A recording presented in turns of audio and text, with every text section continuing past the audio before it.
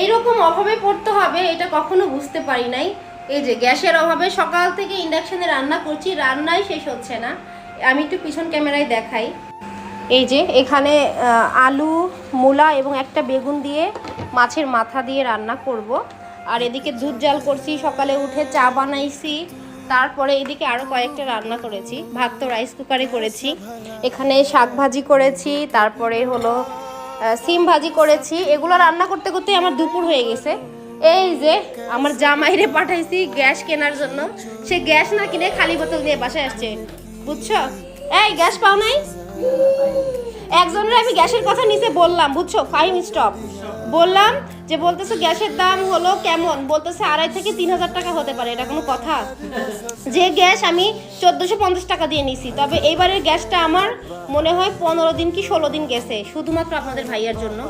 ওনাকে বলছে গিজার লাগাইতে, উনি বলে গিজার লাগালে নাকি সব কিছু বাস্ট হয়ে মানুষ মারা যায়, সেজন্য উনি বলছে যে গ্যাস ডাবল লাগুক, সমস্যা নাই। কিন্তু এখন আমি গ্যাসই পাচ্ছি না, কি করব বলো? আর ওনার আরেকটা গুণ আমি শেয়ার করি, যখন তার কোনো কিছু দরকার হয় সে আমার সঙ্গে খুব ভালো ব্যবহার করে। বলবো আমি বলি উনি নতুন বাইক নিবে, R15 নিবে। তো সেক্ষেত্রে R15-এর দাম অনেক হয়, আপনারা অনেকেই জানেন, কম বেশি 5-6 লাখ টাকা গুনতে হয়। তো সেজন্য সে রাত থেকে আমাকে পটাচ্ছে যে দাও, কিছু টাকা দাও তোমার কাছ থেকে, মানে আমি গহনা বানানোর জন্য কিছু টাকা রাখছি, কিন্তু গহনার আবার যে দাম 2,84,000 টাকা দেখলাম রাতে অনলাইনে। তো আমি সেজন্য টাকাটা খরচ করি নাই। সে এত এমনি আমাকে যথেষ্ট ভালোবাসে, কিন্তু তারপর থেকে এত ভালোবাসা দেখাচ্ছে, রেস্টুরেন্টে খাওয়াচ্ছে, এখানে যাচ্ছে ওখানে যাচ্ছে, ঘুরাচ্ছে। আমি আর সুযোগ বুঝে খাচ্ছি, ঘুরতেছি, কিন্তু টাকা দিব না মাগার। কি হবে বলো? তাইলে তোমার যে আংটি টাংটি আছে এগুলো বিক্রি করে দাও, এখন অনেক দাম স্বর্ণের। দিব না?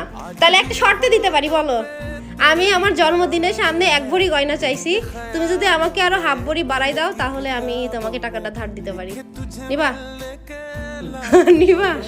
সৎ ব্যবহার না, যে সবাই সাক্ষী থাকলো, দিবা কি বলো?